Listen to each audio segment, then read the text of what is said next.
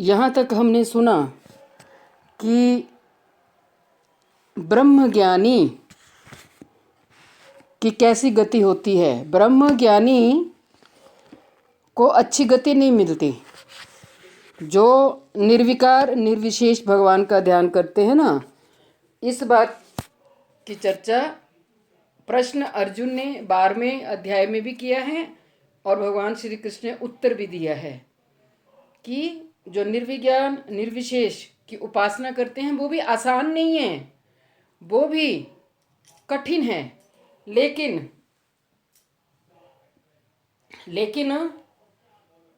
जो भगवान सगुण की उपासना करेंगे, सगुण मैंने साकार, भगवान में तीनों गुण नहीं होते, निर्गुण, लेकिन जो भगवान की उपासना करेंगे वो मुझे जल्दी से प्राप्त होंगे और मेरे साथ जो संबंध जोड़ेंगे मैं उनको मिल जाऊंगा। तो आपने ब्रह्म ज्ञानियों को सुना कि जो दुर्गति है वो ब्रह्म ज्ञानियों को ही दी जाती है।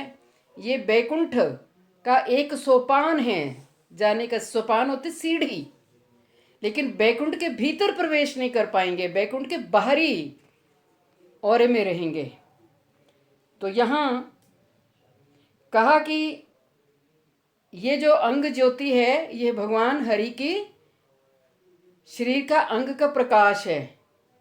भगवान के चरण नख की ज्योति में ही इतना प्रकाश है।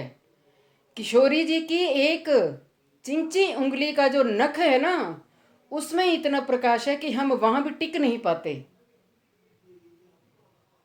तो पूरे श्री अंग की प्रकाश ज्योति कैसी होगी ये सोच लो। तो कहते हैं हरि भक्त संग तथा हरि भक्ति के बिना यहां आना असंभव है। और एक सबसे बड़ी महत्वपूर्ण बात सभी के लिए, मैं भी आप में ही हूं, मेरे लिए भी वही शिक्षा उपदेश है जो मैं आपसे कहती हूं कि अगर हम इस मनुष्य जन्म में, इसी जन्म में अगर हम भगवत प्राप्ति करना चाहते हैं तो हो सकती है, कोई बड़ी बात नहीं है इसी जन्म में भगवत प्राप्ति। पर उसके लिए हमें दुर्जन संग त्याज्य भज साधु समागम, हमें उनका संग नहीं करना जिसका संग करने से हमारी बुद्धि भ्रमित हो जाए। क्योंकि संसार के लोग हमें वही उपदेश देंगे, वही शिक्षा देंगे जिस शिक्षा में वो अपना जीवन यापन करते हैं। और आज मैंने ग्रुप में डाला है श्री सच्चिदानंद भक्ति विनोद ठाकुर का एक लेक्चर का छोटा सा अंश। जो रागानुगा भजन को जानते नहीं, रागानुगा भजन की परिपाटी नहीं जानते और उनके बारे में उपदेश देते हैं, उपदेष्टा बन जाते हैं, गुरु बन जाते हैं, खुद आचरण नहीं करते और संप्रदाय के अंतर्गत वो आते नहीं और उपदेश देंगे इतने बड़े बड़े, उनका भी हमें त्याग करना है। मैं ग्रुप में आलतू फालतू की चीज नहीं डालती, ये एक एक रस आपको नोट करने वाला होता है। बड़ा सोच समझ के मैं हर एक चीज ग्रुप में डालती हूं, मैं खुद भी नोट करती हूं। और फोन में हमारी मेमोरी कितनी होती है, कब तक रहेगा, नहीं रहता। जो हमारे पास नोट चीजें होंगी ना वो कभी भी हम पढ़ सकते हैं। तो सुजातीय का संग करो। कनिष्ठ वैष्णव को चाहिए कि वो मध्यम वैष्णव का संग करे, मध्यम वैष्णव को चाहिए कि वो उत्तम वैष्णव का संग करे। लेकिन सबसे पहले अपने आप को कनिष्ठ वैष्णव में तो ले आओ। कुछ ही दिनों में आपके हाथों में सारा ग्रंथ में सारा सार तत्व होगा। आप सबको जो जो नजदीक में है उनको तो दिया जाएगा। एक गुलदस्ता बना दिया मैंने हर एक सिद्धांत का, इसलिए गुरुदेव की मुझे आज्ञा हुई, आदेश हुआ। तो यहां कह रहे हैं भक्तिर सामर्थ सिंधु, ये किसने लिखा है? श्री रूप गोस्वामी जी ने। हमें भैया रूपानुग बनना है। अगर रूप गोस्वामी की धारा में आ गए, रूपानुग बन गए तो भगवत प्राप्ति होगी, नहीं तो नहीं होगी। हमारे कर्म के बीज ही नहीं चलेंगे, सीधी सी बात है। एक एक कदम, एक एक क्षण हमारे लिए महत्वपूर्ण है। तो ज्ञानतः सुलभा मुक्ति भुक्ति सिद्धिर गरीयसी सेयम साधन सहस्त्र हरि भक्ति सुदुर्लभा। अब सु शब्द दुर्लभ के आगे विशेषण लग गया। जो शब्द किसी की विशेषता को प्रकट करे उसे विशेषण कहते हैं। आपने पढ़ा ही होगा स्कूल टाइम में, संज्ञा, सर्वनाम, विशेषण, ये तो बेसिक चीजें होती हैं। तो दुर्लभ की जो विशेषता है वो रूप गोस्वामी ने भक्ति सामर सिंधु में लिख दिया। क्या लिखा? ज्ञानियों के ज्ञान को मुक्ति द्वारा प्राप्त करना आसान है। ज्ञानी ज्ञान को प्राप्त कर सकता है, कोई बड़ी बात नहीं है। तथा भोगों व सिद्धियों को भी प्राप्त किया जा सकता है। आपको जितने प्रकार के भोग चाहिए आप अनुष्ठान कर लो, किसी देवी देवता की भक्ति करो, प्रसन्न करो, आपको दे देंगे। वो जो आप चाहोगे वो देंगे। सेयन साधन सहस्त्री हरि भक्ति ही सुदुर्लभा। विसर्गें भी लग गई। परंतु हजारों साधनों के द्वारा हरि भक्ति को प्राप्त नहीं किया जा सकता, क्योंकि हरि भक्ति बहुत बहुत दुर्लभ है। और अब आप यहां इस प्लेटफॉर्म पर पहुंच गए हो। जैसे हमने कोई यात्रा करनी होती है ना, तो ट्रेन हमने लेनी होती है, तो जहां तहां ट्रेन नहीं ली जाती, उसके लिए एक प्लेटफॉर्म बना होता है, हमें प्लेटफॉर्म पर जाना पड़ता है।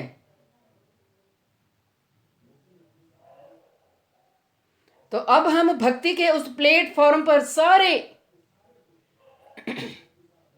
वैष्णव वैष्णवियां भक्तजन इकट्ठे हो गए हैं। तो ये जो हरि भक्ति है ये बहुत सुदुर्लभ है, ये आसानी से नहीं मिलती। ये हमें मिली भक्त कृपा और भागवत कृपा। भक्त कृपा माने पिछले पिछले अनेकों जन्मों में हमने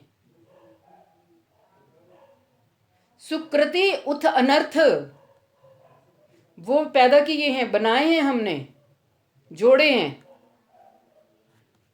अनर्थ 4 प्रकार के होते हैं, उनमें भी 4 के 4 प्रकार हैं, 4 भेद हैं। ये हमें जानकारी होनी चाहिए। मैं पूछूंगी अगर किसी को आता हो तो। मैंने पहले की जो क्लास में पुराने हैं हमारे वैष्णव, उनको पता है। नहीं आएगा तो फिर मैं तो बैठी हूं बताने को। समझो, अपनी कमियों को समझो। अपने आप को अभिमान नहीं करना, गुणवान नहीं समझना, बस दीनहीन बन के रहना।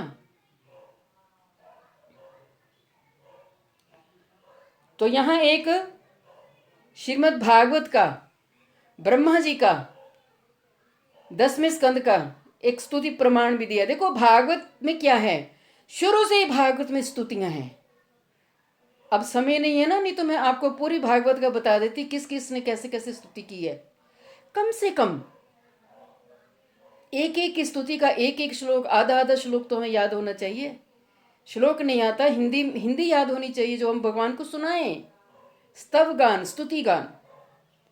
तो यहाँ कह रहे हैं कि ज्ञाने प्रयासम उपदस्य नमत एव जीवंती सन्मुखरिताम भवदीय वार्ताम स्थाने स्थिता श्रुतिगताम तनुवंग मनो अभिरे प्रायोशो अजित जितो अप्यसी ते स्त्री लोक्याम। ब्रह्मा जी कहते हैं कि हे भगवान, निर्भेद ब्रह्म चिंता रूप सोहम, सोहम यानी मैं वही हूं, इस प्रकार की ज्ञान चेष्टा को संपूर्ण रूप से छोड़कर भक्तजन साधु मुख से कीर्तित आपकी कथा जो श्रवण करते हैं और मन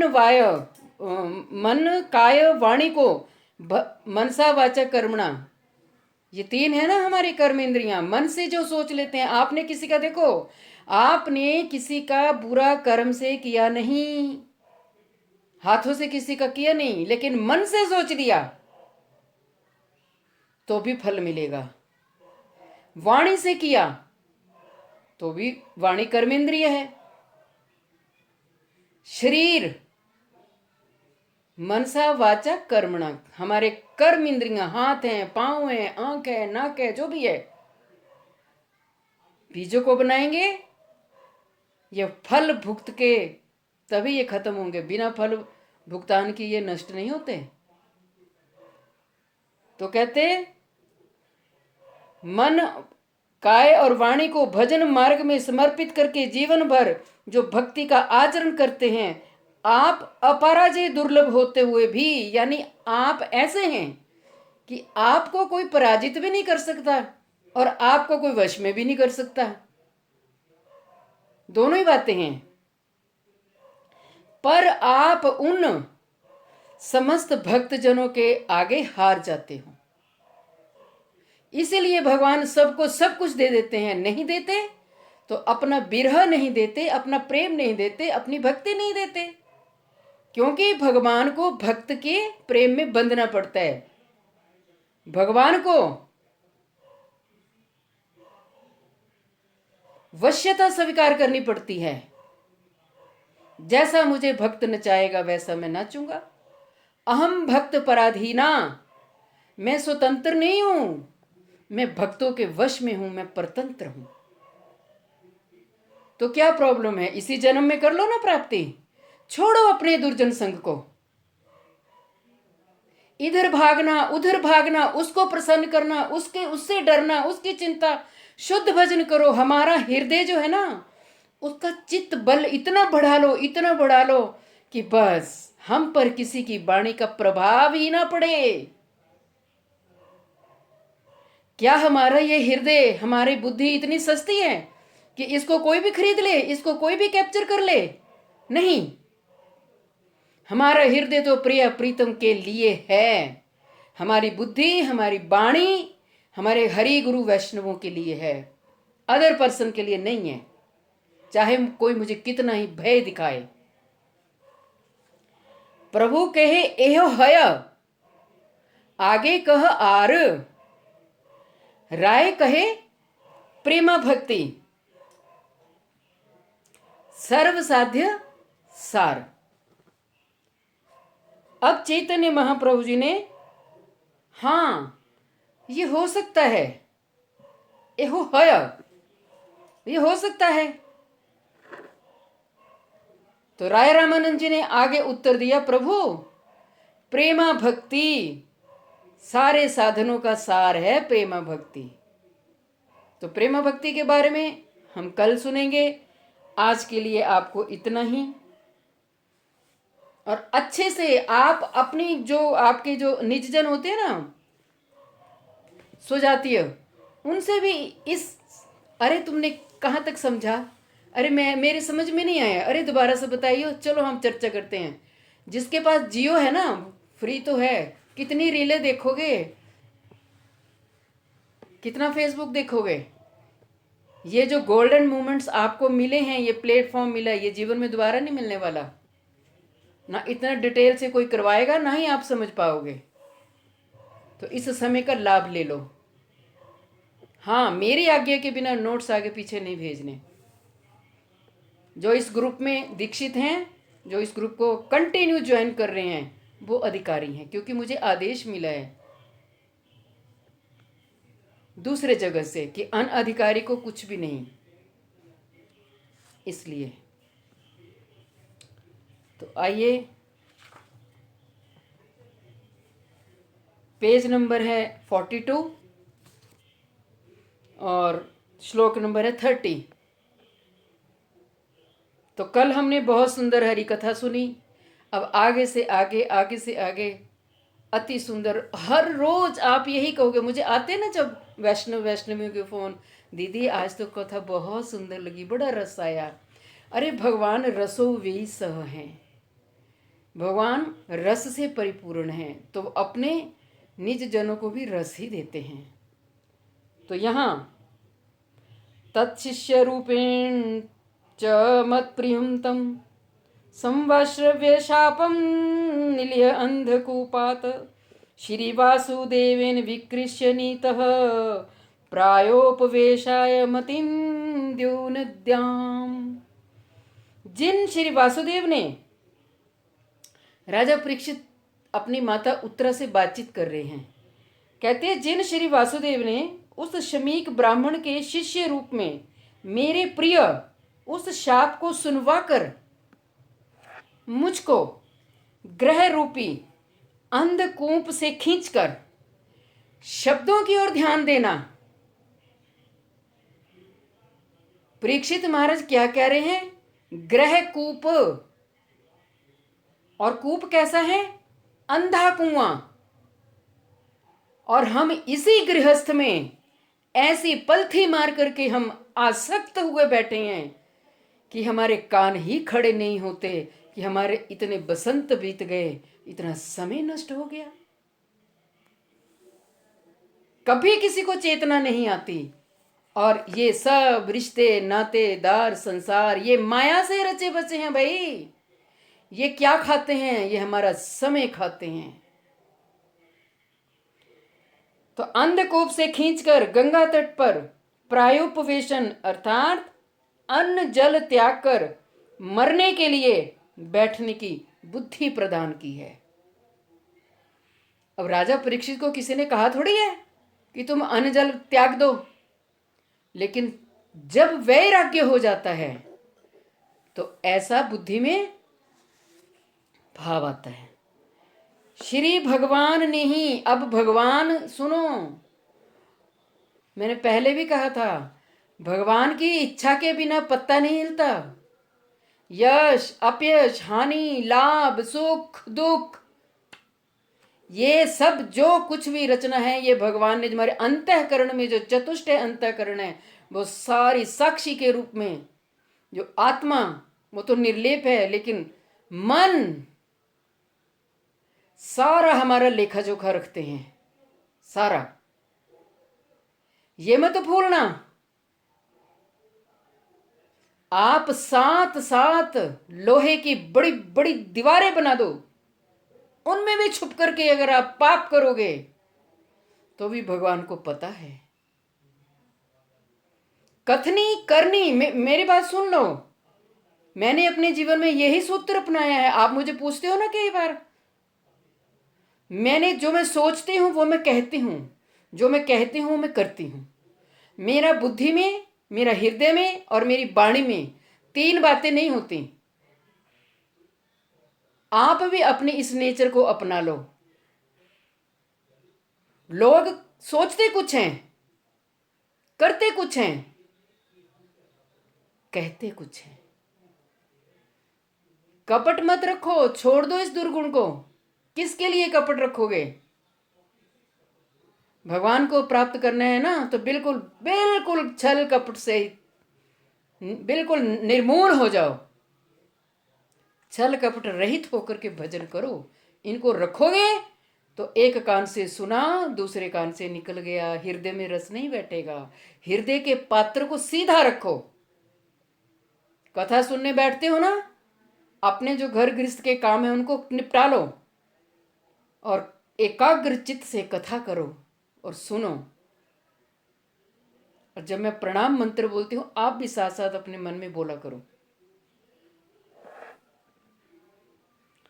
श्री भगवान ने ही शमीक ऋषि के शिष्य के रूप में मुझे शाप की बात सुनवाकर मुझे मृत्यु तक अन्न जल त्याग कर गंगा तट पर बैठने में प्रवृत्त करवाया, यानी प्रवेश करवाया। अन्यथा उस शाप का विवरण ना जानने से उस प्रकार गंगा तट पर बैठने की मेरी प्रवृत्ति नहीं होती। अगर शमीक ऋषि का पुत्र श्रृंगी श्राप न देता और शमीक ऋषि के और शिष्य जल्दी जल्दी से राजा परीक्षित को यह ना बतलाते तो क्या होना था? राजा परीक्षित का समय बर्बाद हो जाना था। उनका एक पल भी बर्बाद नहीं हुआ। यह किसकी प्रेरणा से हुआ?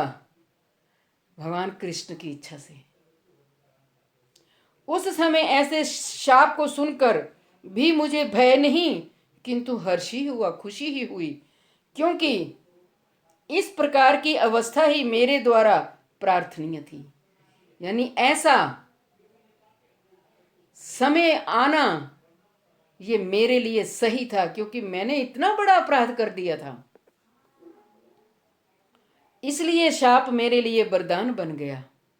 श्रीमद् भागवत में श्री परीक्षित की प्रार्थना है कि उस देवतुल्य ऋषि की अवहेलना से उदित महापाप द्वारा निश्चय ही मैंने भगवान की अवज्ञा की है।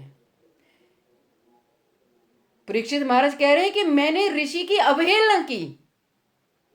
कैसे होना तो ये नहीं चाहिए कि ऋषि समाधि में बैठे हैं, भजन कर रहे हैं, राजा के आने का तो उनको ज्ञान भी नहीं, आभास भी नहीं हुआ, वो तो अंतश्चित से भगवान के ध्यान में बैठे हैं। तो परीक्षित राजा कह रहे हैं कि मुझसे उन ऋषि की अवहेलना हो गई, मैं उनका आदर सत्कार ही नहीं कर पाया, इसलिए शीघ्र ही मेरे द्वारा भयंकर विपत्ति उपस्थित होगी, इस विषय में कोई संदेह नहीं है। इस विपद से, विपद होता है विपत्ति, इस विपत्ति से उद्धार पाने के लिए शीघ्र ही वह विपद यानी विपत्ति, दुख साक्षात रूप में संगठित हो, अर्थात मेरे पुत्र आदि द्वारा वह पाप न भोगा जाए। वो जो विपत्ति थी वो एकदम से उस रूप में इकट्ठी हो गई, ऐसा आभास हो गया कि अगर मैं इस पाप का प्रायश्चित नहीं करूंगा तो मेरे खानदान में, देखो जो पाप माँ बाप करते हैं ना, अगर माँ बाप उन पापों का प्रायश्चित नहीं करेंगे तो आगे उनके बच्चों को भोगना पड़ता है। ये सही बात है, पक्की बात है। कोई माँ बाप कर्जदार होते हैं, कर्जा चुकाया नहीं और संसार से चले गए, तो क्या उनकी औलाद उनको कर्जा नहीं चुकाना पड़ता? उनके कर्मों का लेखा जोखा उनके खानदान में, उनके वंश को देना पड़ता है। अर्थात मेरे पुत्र आदि द्वारा वह पाप न भोगा जाए, शीघ्र ही वह मुझ पर घटित हो और स्वयं दंड भोग करने से मेरा उपयुक्त प्रायश्चित होगा। अगर मैं अच्छे से प्रायश्चित कर लूंगा उस दंड का तो मुझे भोग लेना चाहिए।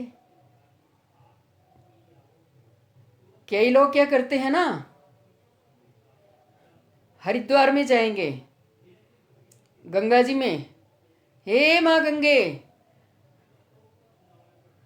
मैं गंगा जल हाथ में लेकर के ये प्रण करता हूं आपके तट पर मैं आज से झूठ बोलना छोड़ दूंगा, मैं प्राय स्त्री, प्राय पुरुष, प्राय द्रव्य धन, मैं किसी की ओर आसक्ति नहीं करूंगा, मैं अपने दुर्गुणों को यही छोड़ के जाता हूं। लेकिन जब दोबारा से फिर वो संसार में आता है, फिर अपनी की हुई प्रतिज्ञाओं को ही भूल जाता है। गंगा स्नान से हृदय तो शुद्ध हो जाए, शरीर तो शुद्ध हो जाएगा, हृदय कैसे शुद्ध होगा? हृदय तो प्रायश्चित करने से भी शुद्ध नहीं होता, फिर द्वारा वही पाप, फिर द्वारा वही पाप। हमारा हृदय शुद्ध होता है नाम संकीर्तन करने से, नाम प्रभु की शरण में जाने से, और नाम की महिमा जब तक हम नहीं जानेंगे तब तक ये प्रायश्चित भी प्रायश्चित शुद्ध नहीं होता। फिर तो वो गज स्नान ही रह जाता है। जैसे एक हाथी नदी में स्नान करके आता है और बाहर आकर के सूंड में वही रेत अपने शरीर पर डाल लेता है, उसको कहते हैं गज स्नान। प्रायश्चित अपने कर्मों को समाप्त करने का एक कारण नहीं है। हमारे कर्म बीज, हमारे प्रारब्ध अप्रारब्ध, देखो, अप्रारब्ध प्रारब्ध फलम पापम कूटम बीजम फलोन्मुखम, ये अप्रारब्ध जो अभी ऐसे ऐसे हमारे पाप हैं जो अभी हमारे सामने आए ही नहीं, उनका फल हमने भुगता ही नहीं, और प्रारब्ध जो हम भोग रहे हैं, फलम बीजम, इनके बीज ऐसे हैं जो ना जाने कितने कितने, अरे हमें तो युग सृष्टियां कितनी बीत गई, जब से सृष्टि बनी है हमारा उद्धार ही नहीं हुआ, हमने कर्म ही ऐसे कर लिए। लेकिन नाम प्रभु की कृपा मिल जाए और शुद्ध वैष्णव संग मिल जाए, ये प्लेटफॉर्म है कथा, तो हमारे इस हृदय में, मन में ऐसा विचार आएगा, ऐसी बुद्धि आएगी, रे मेरे मन, मेरे तो हर एक जन्म में मुझे माता पिता मिले, सकल जन्मे माता पिता पाए, किंतु हरि भजन न सिखाए, हिय न जाए। मुझे ऐसे जन्म में माता पिता नहीं मिले जिन्होंने मुझे भजन सिखाया। कोई भाग्यशाली होगा जो अपने बच्चों को भजन सिखाते हैं। तो ये है प्रायश्चित।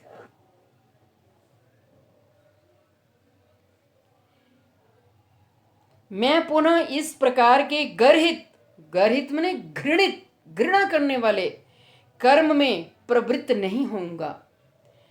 ग्रह अंधकूप के समान है। ये जो हमारा घर गृहस्थी है ना, ये अंधकूप। मुझे एक बात याद आ गई, सन तो मेरे को लग रहा है 2006 या 7 की बात है, हाँ इतना ही है। चंडीगढ़ 20 मठ से नित्य लीला प्रविष्टोम विष्णुपाद अष्टोत्तर शत श्रीमद् भक्ति बल्लभ तीर्थ गोस्वामी गुरुदेव जी समस्त वैष्णवों के साथ यहाँ प्रचार करने आते थे। तो उनका मेरे पास एक छोटी सी पॉकेट डायरी थी और उसी में मैंने लिख लिया, नोट कर लिया जल्दी जल्दी।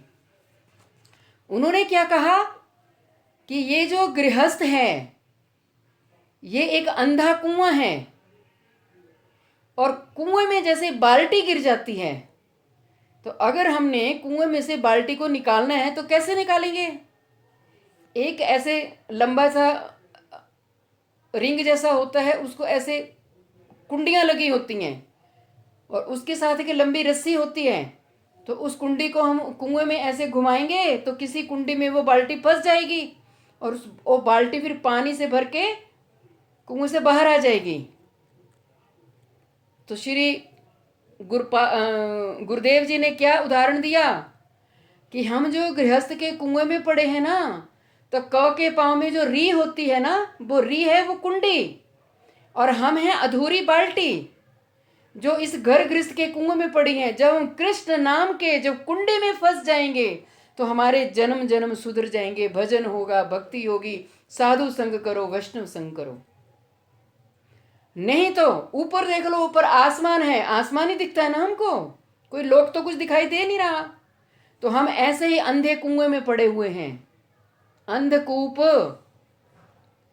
और क के पांव में जो री है, तो क री है तो वह क्री, कृष्ण, तो क आधा क ही रहेगा। अगर री ना होती तो वो क ही रहता, तो बन गया क्री, कृष्ण। तो जब भी हम सत्संग का आश्रय लेना, इनके बातें ऐसी अमृत वचन होते हैं इनके कि पूछो मत।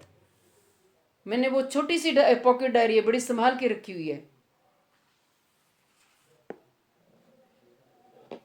मेमोरी पावर इतनी नहीं होती ना, मैं सुन लेती, शायद मुझे याद ना रहता, पर रह जाता है। यह भी एक ठाकुर जी की कृपा है। तो यह है अंधकूप, अर्थात कुएं में पतित होने से मनुष्य स्वयं बाहर नहीं आ सकता। यहां वासुदेव शब्द का अर्थ है अंतर्यामी अथवा चित्त अधिष्ठाता। हमारे चित्त के अधिष्ठाता कौन है? वासुदेव। मन बुद्धि चित्त अहंकार, ये अंतःकरण चतुष्टय, इसको लिंग शरीर भी बोलते हैं। ये हम सबके भीतर है, पर हमें जानकारी नहीं है। तो ये चित्त अधिष्ठाता श्री वासुदेव ने चित्त में प्रेरणा या कृपा संचार कराकर मुझे ग्रह रूपी अंधकूप से बाहर निकाला तथा गंगा तट पर उपस्थित कराकर मृत्यु तक अन्न जल त्याग रूपी व्रत में मेरी बुद्धि को प्रवृत्त किया, मेरी बुद्धि को प्रवेश करा दिया। कथा सुनते सुनते कथा सुनते सुनते चौथा दिन आ गया तो गुरुदेव परमहंस श्री सुखदेव जी ने कहा, राजन कुछ जलपान ले लो। नहीं गुरुदेव, मुझे ऐसा चस्का कथा का रस आनंद लाभ हो रहा है, मैं जलपान नहीं करूंगा।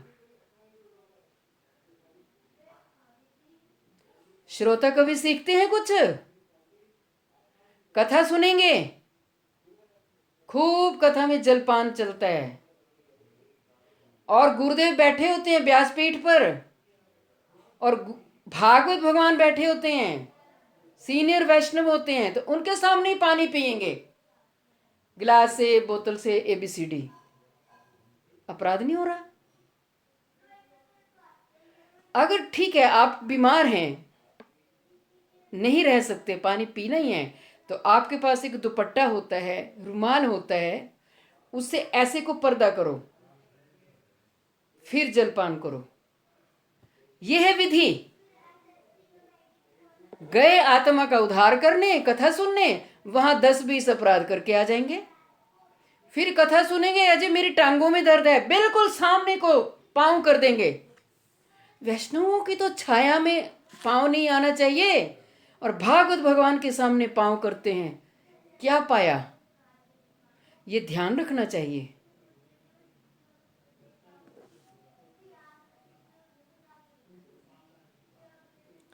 श्री वासुदेव की इस प्रकार की कृपा ना होने पर मैं उस विप्र शाप का, यानी ब्राह्मण बालक ने जो श्राप दिया, प्रतिकार करने के लिए यानी दूर करने के लिए ग्रह में वास करते हुए ही विविध यज्ञ आदि कर्मों में प्रवृत्त होता। अगर मैं गंगा के तट पर नहीं जाता तो मैं क्या करता? मैं वापस अपने घर में, ग्रह कूप में, घर में आ जाता और मैं कोई मंत्र जाप करता, किसी ब्राह्मण पंडित को बुलवाता, कुछ भी करता। भाई श्राप मिल गया है, मैंने प्रायश्चित करना है।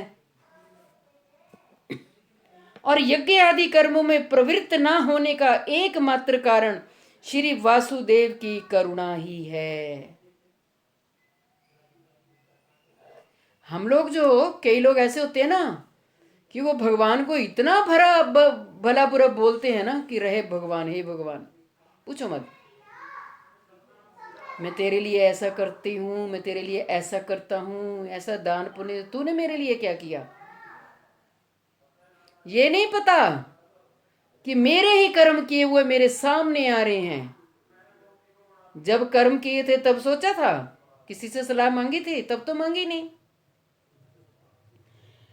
श्री वासुदेव शब्द के द्वारा श्री वसुदेव नंदन की परम मधुर करुणा ही सूचित होती है और यही करुणा सारे सिद्धांत के रूप में प्रतीत है।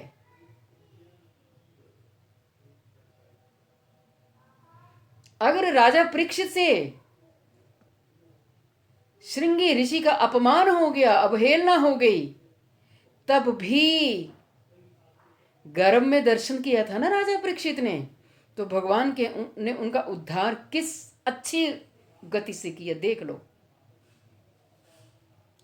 जिन श्री कृष्ण ने श्रेष्ठ मुनियों के समाज में श्री सुखदेव के रूप में तत्व का उपदेश प्रदान कर मेरे भय को दूर कर आनंद प्रदान किया, तथा अब आप जैसे अपने प्रियजन का संग प्रदान कर अपनी कथामृत का पान करा रहे हैं। अब सुनिए, वशिष्ठ ऋषि, पराशर ऋषि, व्यास, महर्षि वेद व्यास और नारद आदि मुनियों की गोष्ठी में परस्पर तत्व निर्णय प्रसंग पर विवाद हुआ। जब राजा परीक्षित को ये श्राप लग गया, आज से 7वें दिन तक्षक नाग के डंस के द्वारा तुम्हारी मृत्यु हो जाएगी, तो उस समय क्या हुआ? सबसे सलाह पूछी गई। किसी ने बोला आप यज्ञ का अनुष्ठान करो, किसी ने बोला नहीं, आप ध्यान योग करो, अष्टांग योग करो, 7 दिन बहुत होते हैं। राजा खटवांग ने तो 2 मुहूर्त में ही अपनी विजय पाली थी मृत्यु के ऊपर। अभी तुम्हें तो 7 दिन है, तुम बड़ा यज्ञ अनुष्ठान करवाओ, बड़े बड़े महानुभाव बुलाए गए। समस्या कम नहीं थी, बहुत बड़ी समस्या, बहुत बड़ी चिंता। तो सारे मुनियों को आपस में बुलाया गया और उनकी एक गोष्ठी हुई, सभा हुई, और इस तत्व के ऊपर कि क्या किया जाए। तो उसी गोष्ठी में भगवान श्री कृष्ण जी ने शुकदेव के रूप में उपस्थित होकर, जब ये विचार विमर्श हो रहा था, उसी समय श्री कृष्ण की आज्ञा से एकदम से शुकदेव जी के हृदय में प्रेरणा दी और शुकदेव जी वहां आ गए। और शुकदेव जी ने उपस्थित होकर तत्व का उपदेश दिया, जो कि श्री हरि भक्ति सुधोदय नामक ग्रंथ में लिखा है। क्या लिखा है? कि नाना प्रकार के शास्त्रों को जानने वाले तथा नाना प्रकार के साधनों को करने वाले विप्र जनों से जब उपास्य तत्व के संबंध में पूछा गया, तो किसी ने श्री हरि को, किसी ने श्री शिव को, किसी ने सूर्य को, किसी ने काल को, किसी ने स्वभाव को, और किसी किसी ने कर्म इत्यादि को उपास्य बतलाया। एक मत किसी का भी नहीं हुआ, सबके अलग अलग मत हो गए।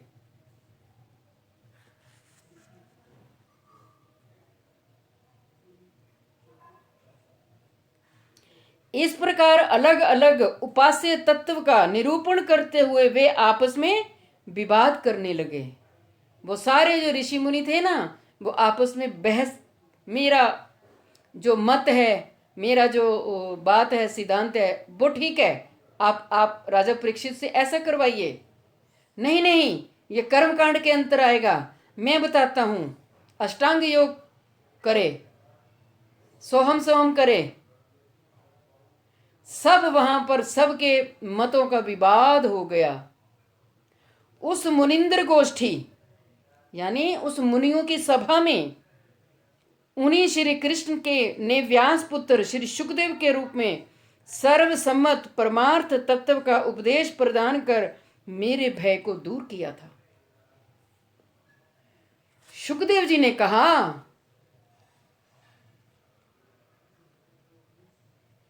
कि कथा के द्वारा, आगे आएंगी बातें, तो राजा परीक्षित कह रहे हैं कि मेरे जो मन में भय था, डर था, उसको दूर किया। अर्थात देह और आत्मा आदि के संबंध में तत्व के उपदेश द्वारा तक्षक के डंसने से उत्पन्न भय अथवा जन्म मरण आदि रूप संसार भय को दूर कर मुझे आनंद प्रदान किया। यानी शुकदेव जी ने वहां ये विचार रखा कि देह, ये शरीर नश्वर है, ये आज नहीं तो कल, कल नहीं तो परसों ये नष्ट होगा ही होगा, ये समाप्त होगा ही होगा। और इसमें जो आत्मा है, आत्मा है निर्लेप, नैनम छंद शस्त्राणि नैनम दहति पावको न चैनम क्लेदि अंत्यापो न शुष्यति मारुतः। इस आत्मा को अग्नि जला नहीं सकती। शमशान घाट में क्या जलता है? शरीर। वायु सुखा नहीं सकती, जल भिगो नहीं सकता, सूर्य के ताप से इस आत्मा को कुछ नहीं होता, शस्त्र इसको काट नहीं सकते, वायु इसको गीला नहीं कर सकती।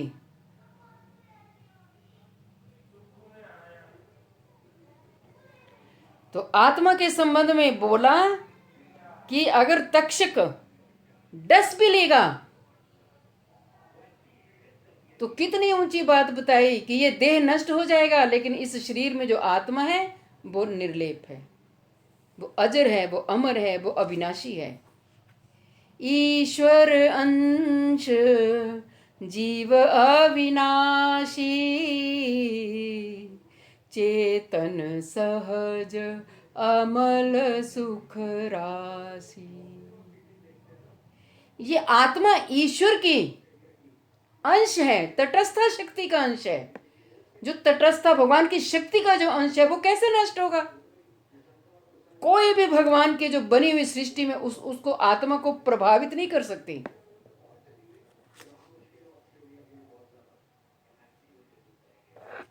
तो तक्षक के डंसने से उत्पन्न भय अथवा जन्म मरण आदि रूप संसार भय को दूर कर मुझे आनंद प्रदान किया। जब सारी कथा सुखदेव जी ने राजा परीक्षित को सुना दी और सुखदेव जी जाने वाले थे, तो सुखदेव जी ने राजा परीक्षित को पूछा, राजन क्या अब भी आपको भय है? राजन ने कहा, गुरुदेव इतनी बड़ी रसमयी कथा आपने मुझे सुनाई, और मैं आत्मा हूं, मैं शरीर नहीं हूं। अब मैं इस सिद्धांत पर आ गया हूं। हमें तो अभी हम इस सिद्धांत पर आते नहीं। मैं मेरा हमारी जाति नहीं है। किसी के पास हमारा 500,000 रुपया हो, दिमाग में वही खटपट लगी रहती है, मेरा पैसा, मेरा धन, मेरे वस्त्र, मेरे बर्तन, मेरा घर, मेरे खेत, मेरा मकान, मेरे रिश्ते नातेदार। अरे भैया ये माया से बने हैं, ये कोई नहीं संग में जाने वाला। 4 बंदे, अब तो 4 बंदे भी नहीं लेके जाते, अब तो वैन बन गई, वैन में चलो आपकी यात्रा तक हो आते हैं। कई तो वो आधे रास्ते से वो ही वापिस आ जाते, वो भी नहीं जाते आगे तक। यह है दुनिया। तो कहा, भगवत भक्ति की महिमा संबंधी तत्व का उपदेश प्रदान कर मुझे आनंदित किया, अर्थात मुझ में तत्व संबंधी विवेक जागृत किया। अंडरलाइन कर लो इसको।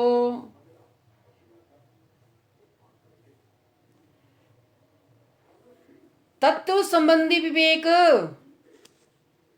कोई बताएगा इसके बारे में?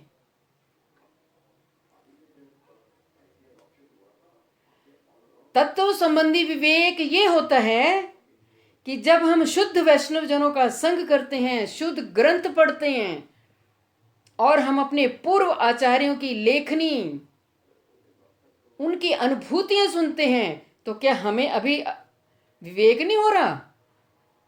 अपने विवेक को जागृत रखो। हाँ, भगवान श्री कृष्ण युद्ध के मैदान में अर्जुन को लक्ष्य करके कह रहे हैं, वो उस समय का द्वापर युग का अर्जुन था, हम कलयुग के अर्जुन हैं। हमें कौन सी परेशानियां नहीं है? हर एक ही तो जीवात्मा परेशानी में, टेंशन में, स्ट्रेस में जी रहा है।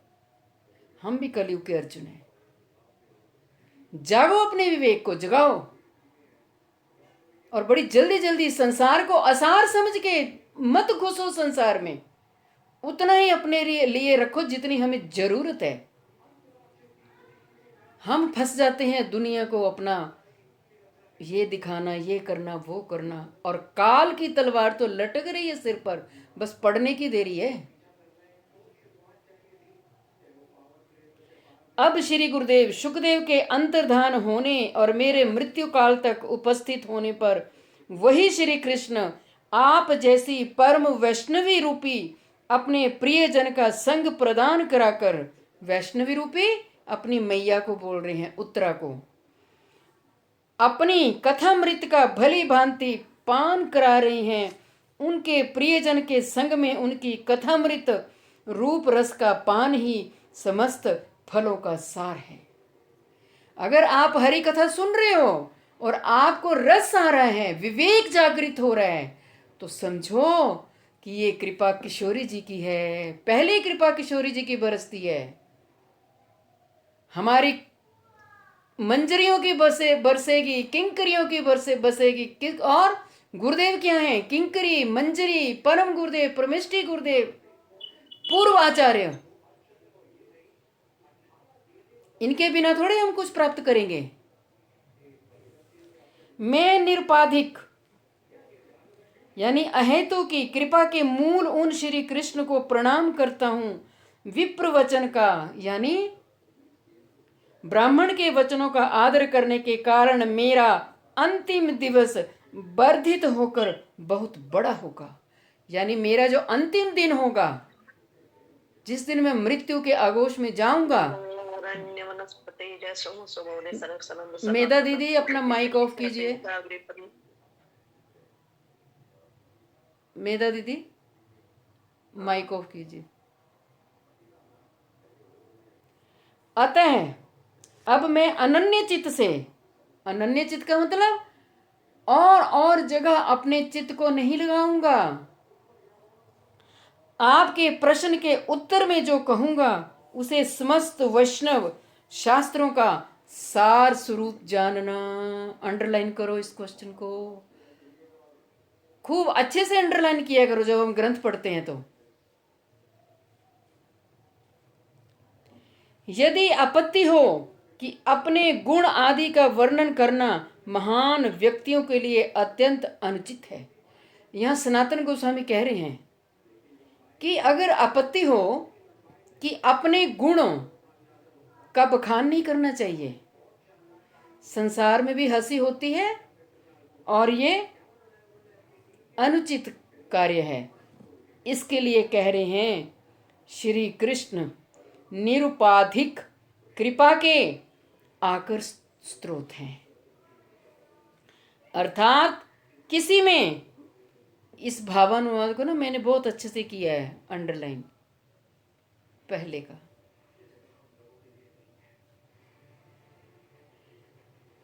और इसको बार बार सुनना। अर्थात किसी में कृपा प्राप्त करने की कोई योग्यता न रहने पर भी उसके प्रति कृपा करते हैं। इसलिए कहा जाता है कि श्री कृष्ण निरुपाधिक कृपा के आकर हैं या उत्पत्ति स्थान है। श्री कृष्ण कृपा के झरने हैं, और झरना ऐसा है कि ये कंटिन्यू चलता ही है, ये रुकता नहीं है। यदि अन्य किसी में भी निरुपाधिक कृपा का गुण देखा जाए, अगर आप किसी और में भी ऐसी कृपा का गुण देख लो तो समझना चाहिए कि यह श्री कृष्ण रूपी निरुपाधिकता कृपा सागर का कण मात्र है। यानी उसके ऊपर भी श्री कृष्ण ने कृपा की है, जिसकी कृपा आपके ऊपर हो रही है।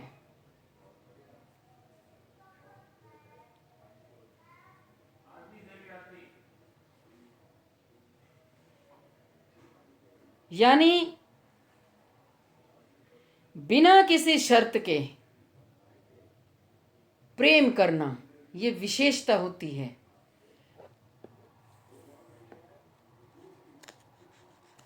अब आप में से किसी को क्या पता मेरे हृदय में क्या चल रहा है। जो चल रहा होता है वो मैं कह नहीं पाती, जो कह नहीं पाती वो आप देख लेते हैं, समझ जाते हैं।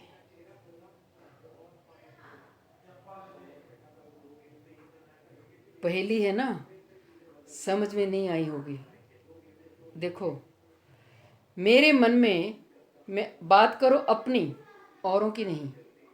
मेरे मन में जब गुरुदेव से जुड़ी थी, गुरुदेव कथा बोलने के लिए मुझे उठाते थे, फिर धीरे धीरे रस आने लगा, फिर धीरे धीरे यही साध्य साधन निर्णय पढ़ा, श्री चैतन्य चरितमृत पढ़ी, ग्रंथों का आश्रय लिया। ऐसी ग्रंथ कृपा हुई, ऐसी ग्रंथ कृपा कि जब मैं अपने लिखती थी ना, नोट्स बनाती थी, वो रस मेरे आंखों से बह जाता था और डायरी पे जो लिखा हुआ वो धुल जाता था। फिर दोबारा से लिखना, तो कई कई बार मुझे ऐसे आनंद की अनुभूतियां होती, तो मैं ठाकुर जी से, किशोरी जी से प्रार्थना करती थी कि हे किशोरी जी, जो आनंद की अनुभूति मुझे होती है ना, जो मेरे संग में आएगा मैं उसे भी दूं। मैं बांटूं। और जो अपने ज्ञान को, अपने प्रेम को अपने हृदय में छुपा के रखता है, उसका प्रेम नहीं बढ़ता, उसका रस नहीं बढ़ता, उसका ज्ञान नहीं बढ़ता। भगवान कह देते हैं, अरे मेरी दी हुई वस्तु को तू बांट नहीं रहा, फिर तू तो कपट है ना, कपट कर रहा है। यह है मेरे हृदय, मैं अपने हृदय की बात सुना रही हूं आपको। तो शायद इसीलिए गुरुदेव ने मेरा दीक्षा के समय 1 सेकंड भी इंतजार नहीं किया, आनंदमयी दासी नाम रख दिया। तो अतएव समस्त गुणों से हीन मुझ जैसे निकृष्ट व्यक्ति में जो गुणों का उत्कर्ष है, वह उन श्री कृष्ण की ही महिमा है। अतः मेरे गुण आदि का वर्णन उनकी ही महिमा में पर्यवसित होता है। इसलिए इस प्रकार के वर्णन में कोई दोष नहीं है, बल्कि गुण ही है। यहाँ राजा परीक्षित अपनी मैया से कह रहे हैं कि हे माँ, अगर मुझ में ये गुण आ गए कि मुझ में वैराग्य हो गया, मैं कथा सुनने के लिए मैंने निर्णय कर लिया, या मैंने अपने घर गृहस्थ को अंधा कुआं समझ के त्याग दिया, अगर ये गुण मुझ में आए हैं तो ये गुण मुझे श्री कृष्ण की कृपा से ही आए हैं। कभी भी श्रेय खुद नहीं लेना चाहिए। जहां आपने श्रेय ले लिया वहां हम फेल हो गए। मैं जो कुछ भी कहता हूं, कहती हूं, ये किशोरी जी की इच्छा, किशोरी जी की कृपा, बस ये 2 बातें नहीं भूलना संसार में। विप्रवचन शाप को आदर अर्थात उसे भक्ति सहित स्वीकार करने के कारण मेरा देह त्याग का समय बढ़ गया है, अर्थात यह अंतिम दिवस बहुत दीर्घ हो गया है। ये आखिर का जो दिन है ये बहुत बड़ा हो गया है, लंबा हो गया है। इसीलिए देह त्याग काल में एकाग्र चित्त से अर्थात योग आदि कर्तव्य को त्याग कर स्थिर चित्त से आपके प्रश्न का उत्तर प्रदान करने के प्रसंग में समस्त वैष्णव शास्त्रों का सार जिस कथा में है, वह कथा अथवा समस्त शास्त्रों का सार स्वरूप मैं ये इतिहास वर्णन कर रहा हूं।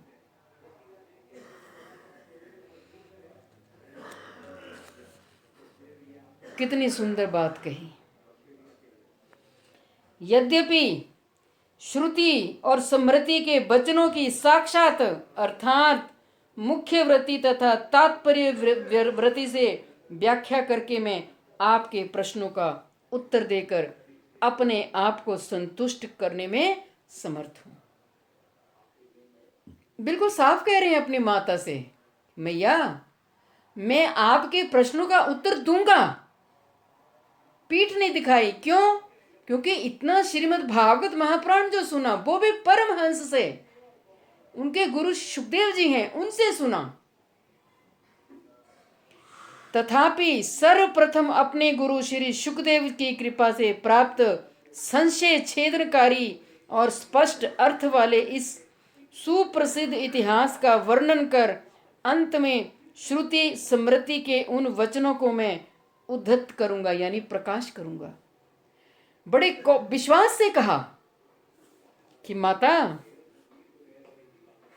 जो आप मुझसे प्रश्न करेंगी मैं आपके प्रश्न का उत्तर संशय छेदनकारी, जो आपके मन में कोई संदेह होगा तो उसको मैं संदेह दूर कर दूंगा, और बिल्कुल साफ सुथरा अर्थ वाला इतिहास का वर्णन करूंगा। और उसमें भी श्रुतियां जो मंत्र होते हैं, स्मृति हमारे पुराण, उन वचनों का मैं प्रकाश करूंगा।